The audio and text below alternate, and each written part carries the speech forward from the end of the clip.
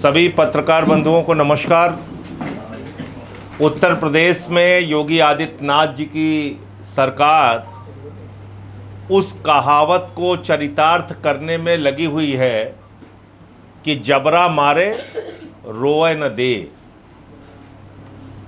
मारेंगे भी, कष्ट में भी रखेंगे, तकलीफ में भी रखेंगे, लेकिन अगर रोओगे तो फिर आपको मारेंगे। इस सिद्धांत पे पूरी सरकार चल रही है।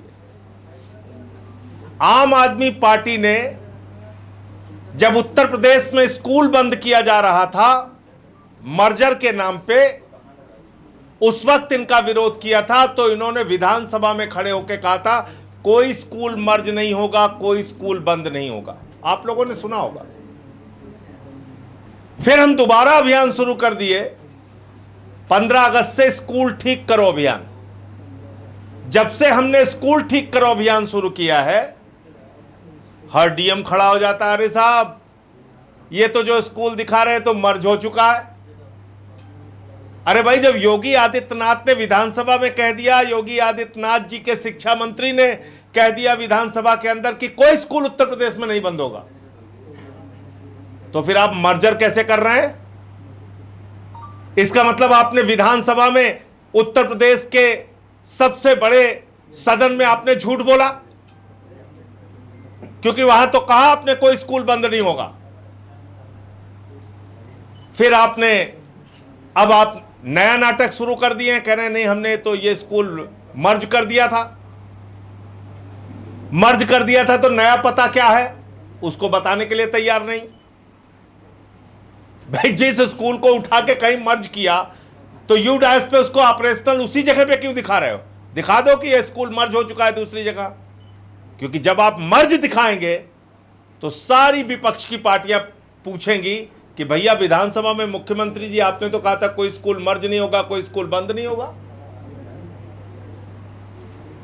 अब आप ये मर्जर कैसे दिखा रहे हैं? तो यू डायस पे आप स्कूलों को चला रहे हैं। और वैसे भी जो स्कूल आपने मर्ज नहीं किया, बंद नहीं किया, उन स्कूलों को भी आपने बदहाल रखा हुआ है।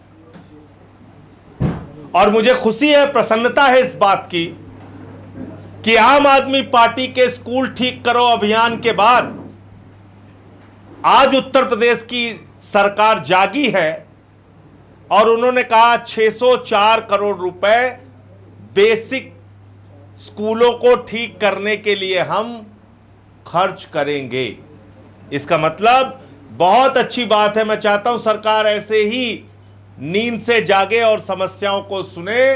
604 करोड़ रुपए आप कह रहे हैं कि हम स्कूलों की हालत को ठीक करने के लिए खर्च करेंगे, और उसकी पहली किस्त भी शायद 300 करोड़ के आसपास रिलीज हुई है, ऐसी खबर मैं सुन रहा था। तो देखिए, हमारा कोई विरोध आपसे लाठी चलाने का नहीं है, हमारा कोई विरोध आपसे गोली चलाने का नहीं है, हमारा कोई जमीन जायदाद का झगड़ा नहीं है कि हम आपसे लाठी लेके लड़ने आ गए हैं। अगर आपने 604 करोड़ रुपए स्कूलों को ठीक करने के लिए खर्च करने का मन बनाया है, घोषणा की है, तो आपकी सिर्फ हवाई घोषणा पे हम यकीन नहीं करेंगे। हम 1 महीने तक अपने आंदोलन का स्वरूप बदल रहे हैं। अब हम 1 महीने तक अपने जिलाध्यक्षों से, अपने कार्यकर्ताओं से, अपने पार्टी के नेताओं से अपील कर रहे हैं कि आप अपने जिले, अपने इलाके के बदहाल स्कूलों के बारे में बेसिक शिक्षा अधिकारी और मुख्यमंत्री कार्यालय को सूचना दीजिए, लिखित सूचना दीजिए कि स्कूल बदहाल है, इसको ठीक किया जाए। और उसमें 600 करोड़ लग रहा है या 6000 करोड़ रुपए लग रहा है, उससे हमें मतलब नहीं, आपको स्कूल ठीक करना ही होगा। तो उसकी धनराशि आपको बढ़ाना हो तो बढ़ाइए, लेकिन अब आम आदमी पार्टी उत्तर प्रदेश के सभी जिलों में यह अभियान चलाएगी कि जितने भी स्कूल बेकार हैं, जर्जर हैं, टॉयलेट का इंतजाम नहीं है, बच्चों के लिए मिड डे मील में खाना अच्छा नहीं मिलता, डेस्क बेंच का इंतजाम नहीं है, जहां पर बाउंड्री नहीं है, उन स्कूलों को ठीक कराने के लिए बीएसए को, शिक्षा निदेशक को और उत्तर प्रदेश के मुख्यमंत्री को लिखित रूप से उसकी सूचना और कार्रवाई की अपील करेगी, सूचना देगी और कार्रवाई की अपील करेगी। आप निर्माण कार्य शुरू कीजिए, और अगर 1 महीने के अंदर आपका निर्माण कार्य शुरू नहीं हुआ तो 1 महीने के बाद फिर से हम लोग स्कूलों में जा जा के वीडियो बनाएंगे, स्कूलों में जा जा के वीडियो बनाएंगे, स्कूलों की सच्चाई को दिखाएंगे, स्कूलों की बदहाली को दिखाएंगे और आपसे सवाल पूछेंगे। इस बीच आपकी जानकारी के लिए बता दूं कि हमारे कई साथियों पे मुकदमा कर दिया गया। इमरान लतीफ जी पे मुकदमा कर दिया गया। इमरान लतीफ पे जिस वीडियो को बनाने के अपराध में मुकदमा किया गया है, पहली बात तो वो वीडियो उन्होंने तब बनाया था जब स्कूल की छुट्टी हो चुकी थी। स्कूल की छुट्टी होने के बाद उन्होंने ये वीडियो बनाया था, जैसा कि आप जानते हैं, मैंने कहा और इनके ऊपर एफआईआर कर दी गई। के अंदर नफरत की राजनीति करने वाले नेता, और वहां पे कोई मौजूद नहीं था, स्कूल की जर्जर हालत को इन्होंने दिखाया। दूसरा, हमारे साथी मुकेश सिंह, जो बनारस के पूर्व जिला अध्यक्ष हैं, हमारे प्रदेश के प्रवक्ता हैं, उनके ऊपर एफआईआर दर्ज कर दी गई। और एफआईआर क्या कह रहे हैं? कह रहे हैं वीडियो भ्रामक है। यह है उस विद्यालय की डिटेल जो यूडाइस पे मौजूद है। इस विद्यालय को आप ऑपरेशनल दिखा रहे हैं, चला हुआ दिखा रहे हैं, और जब बिल्डिंग का स्टेटस इसमें खोजा जा रहा है कि इस विद्यालय के बिल्डिंग का स्टेटस क्या है, तो इसमें कहीं नहीं लिखा हुआ है कि शिफ्टेड। आज डीएम वाराणसी कह रहे हैं स्कूल शिफ्ट हो गया, स्कूल शिफ्टेड हो गया। तो बिल्डिंग स्टेटस में दिखाइए शिफ्ट हो गया। आपने पते में तो कहीं दिखाया नहीं शिफ्ट हो गया। तो आपने मुकेश सिंह पे, जो हमारे प्रदेश के प्रवक्ता हैं, उन पे एफआईआर कर ली। तो आम आदमी पार्टी के कार्यकर्ताओं पर आप लगातार एफआईआर लिख रहे हैं, लेकिन वो चोर जो बच्चों का खाना खा रहे हैं, खाना चोरी कर ले रहे हैं, उनकी सब्जी रोटी दाल चावल चुरा रहे हैं, उन पे आपके अंदर एफआईआर लिखने की हिम्मत नहीं होगी जी। अपने दोषी अधिकारियों पे कार्रवाई करने की हिम्मत आपके ऊपर नहीं है। हमारे ऊपर तो आप एफआईआर लिख ले रहे हैं। जिन लोगों ने बिल्डिंग की हालत को जर्जर किया, छत नहीं है, बाउंड्री नहीं है, टॉयलेट का इंतजाम बच्चियों के लिए नहीं है, स्कूल में बिजली का कनेक्शन नहीं है, पंखे का इंतजाम नहीं है, बैठने का इंतजाम नहीं है, कीचड़ है, रास्ते ठीक नहीं है, जानवरों की तरह खाना मिलता है, उनके ऊपर एफआईआर करने की हिम्मत आपकी नहीं है। हमारे कार्यकर्ताओं पे आप एफआईआर करेंगे। तो इसलिए, क्योंकि इसमें केंद्र सरकार के द्वारा सरकार को फंड दिया जाता है, राज्य सरकारों को, और हजारों करोड़ रुपए समग्र शिक्षा अभियान के नाम पर केंद्र की मोदी सरकार ने राज्य सरकारों को दिया है। और आपको जान के हैरानी होगी कि 62,000 करोड़ रुपए में से राज्य सरकारों ने मात्र 32,000 करोड़ रुपए इस्तेमाल किया, 30,000 करोड़ रुपए इस्तेमाल ही नहीं किया। 30,000 करोड़ रुपए वापस चला गया। अरे भैया, अनपढ़ रहेंगे, विद्यालय टूटा रहेगा, बच्चे सड़ा खाना खाएंगे, तभी तो प्राइवेट वालों में जाएंगे, तभी तो आरएसएस के विद्यालयों में जाके पढ़ेंगे ना, तभी तो वहां एडमिशन बढ़ेगा, पैसे की कमाई बढ़ेगी। तो इसलिए 30,000 करोड़ रुपए वापस कर दिया गया। तो मैं, क्योंकि केंद्र सरकार का बजट आता है, इसलिए पार्लियामेंट को इसमें हस्तक्षेप करने का पूरा अधिकार है। देश की संसद की संसदीय समितियों को हस्तक्षेप करने का पूरा अधिकार है। तो मैंने इस संबंध में संसद की याचिका समिति को पूरे उत्तर प्रदेश में स्कूलों की बदहाली के संबंध में, बच्चों को जो खाना सड़ा हुआ दिया जाता है उसके संबंध में, हरदोई के डीएम और कई जिलों के बीएसए और डीएम जिन्होंने अपने पद का दुरुपयोग करते हुए सच्चाई दिखाने वालों पर एफआईआर दर्ज की, उनके संबंध में एक विस्तृत शिकायत की है। और साथ ही साथ उत्तर प्रदेश के स्कूलों की हालत क्या है, ये हमने इसमें एक एक करके लिखा है, एक एक करके लिखा है। और मांग की है याचिका समिति से कि इस पूरे मामले की जांच कराई जाए संसद की जो कमेटी है उसके द्वारा, और यहाँ के अधिकारियों को बुला के कि केंद्र सरकार के पैसे का इस्तेमाल कहाँ कितना किया, कितनी गड़बड़ी की, कितना घोटाला किया, और जो घोटाला किया हो तो उस पर कार्रवाई के लिए काम ये याचिका समिति करे। इसके अलावा समग्र शिक्षा अभियान में ये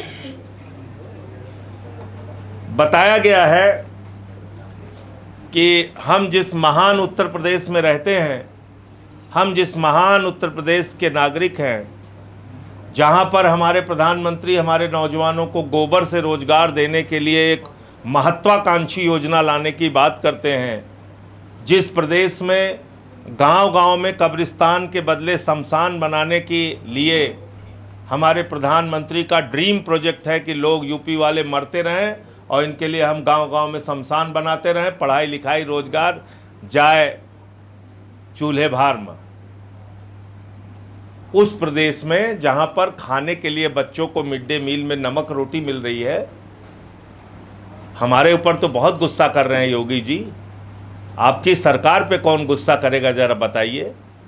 ये 9,000 करोड़ रुपए समग्र शिक्षा अभियान में आपकी सरकार ने बिना इस्तेमाल किए वापस कर दिया।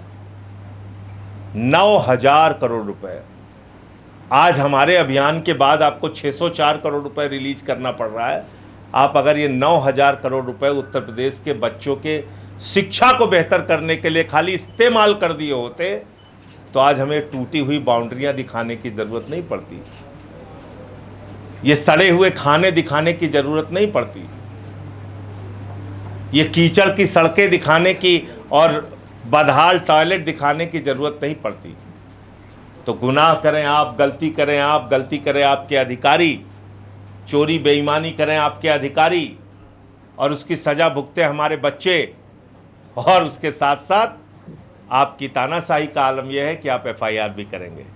तो ये पूरा विषय आपके सामने मुझे रखना था। नंबर 1, संसद की याचिका समिति के सामने मैंने पूरे उत्तर प्रदेश के स्कूलों की बदहाली के संबंध में शिकायत की है और कार्रवाई की मांग की है। नंबर 2, जो एफआईआर हमारे साथियों पर हुई है उनकी कानूनी भी लड़ाई लड़ेंगे, और उन जनपदों में जो भ्रष्टाचार हुआ है उस पर एफआईआर दर्ज कराने के लिए मैं अपनी ओर से प्रार्थना पत्र दूंगा कि एफआईआर उन चोरों, बेईमानों, भ्रष्टाचारियों पे किया जाए जिन्होंने स्कूल की ये हालत बनाई है।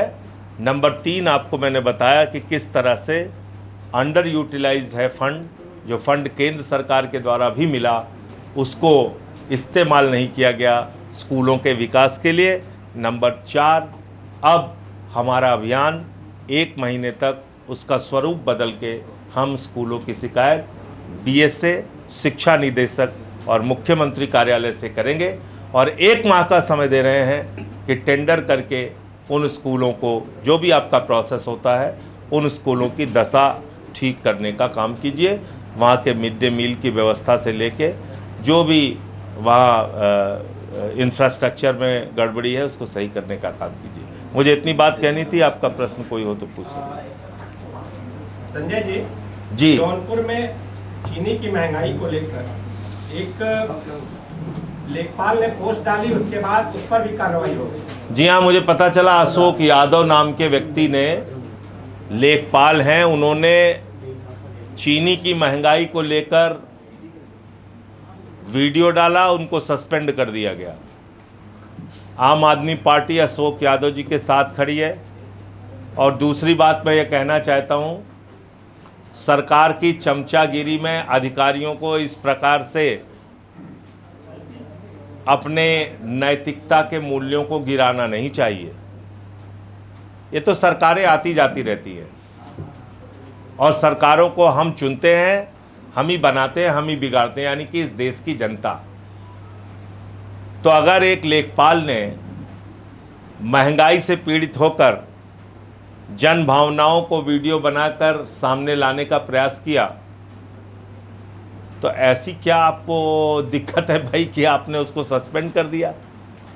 ये तो चमचागिरी की पराकाष्ठा है। लेकिन मैं यही कहूँगा। 1 लाख नौकरियां देने की बात कह रहे हैं मुख्यमंत्री। भैया कई करोड़ से 1 लाख कब पहुंच गए?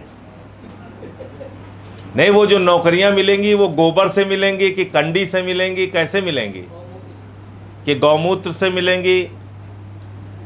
उसका कुछ हमें बताया जाए ना, क्योंकि मोदी जी तो कह के गए थे गोबर से रोजगार मिलेगा यूपी वालों, तुमको गोबर से रोजगार मिलेगा, अडानी को माला माल मिलेगा। तो मोदी जी बता के गए थे। फिर उन्होंने एक बात ये भी बोला था कि हमको गांव-गांव में पूरा दिन रात मेहनत करके शमशान बनाना है कि यूपी वाले जल्दी जल्दी मरें और जाए शमशान में फूका जाए। इनका एक जने सांसदों कहा था कि जब धाए धाए धाए धाए फूका जाए तो मजा आई। तो जिस सरकार की प्राथमिकता जो है वो शमशान बनाने की होगी, उससे आप क्या उम्मीद कर सकते हैं? अब तो 3 महीना रह गया, 3 महीना में कौन सा 1 लाख रोजगार कहाँ दे देंगे मुझे तो नहीं मालूम है। टीचर्स की भर्ती इन्होंने निकाला नहीं, 2 लाख से ज़्यादा पद खाली थे और उसको भरने की बात इन्होंने कही थी, क्या हो गया उसका? तो इन बातों का कोई मतलब नहीं है। लेकिन आरक्षण को लेकर आपकी क्या राय है संजय जी? आरक्षण को लेकर पहले दिन से बिल्कुल स्पष्ट राय है, ना इधर ना उधर। भारतीय जनता पार्टी देश के संविधान और आरक्षण के लिए सबसे बड़ा खतरा है, नंबर 1। और नंबर 2, ये जो आंदोलन चलाया जा रहा है आरक्षण के विरोध में, ये उन नौजवानों और उन लोगों का आंदोलन नहीं है जो जंतर मंतर पे हैं। ये आंदोलन भारतीय जनता पार्टी के द्वारा चलाया जा रहा है। इस पूरे आंदोलन के पीछे भारतीय जनता पार्टी के लोगों की साजिश है। वो चाहते हैं पिछड़े, दलित और सवर्ण आपस में लड़ते रहें और वो वोट का उल्लू सीधा करते रहें। आरक्षण संविधान के द्वारा दिया गया अधिकार है और इसको छीनने का हक किसी को नहीं है। ठीक है। आप गए थे अखिलेश यादव जी से मिलने के लिए, तस्वीरें वायरल हुई। तो मैंने उसको बताया, तो जो जब मैंने मिल के निकल के उसके बाद ट्वीट भी किया, तो मैंने स्पष्ट किया कि किस लिए मुलाकात करने गए थे। 69,000 शिक्षक भर्ती में जो पिछड़े वर्ग का आरक्षण खाया गया था वो भी विषय था। और अभी जो आरक्षण के खिलाफ एक आंदोलन चलाया जा रहा है भारतीय जनता पार्टी के द्वारा प्रायोजित करके, उसके संबंध में चर्चा हुई। तो मैंने ट्वीट करके उसकी सारी जानकारी दे दी थी मीटिंग के बारे में।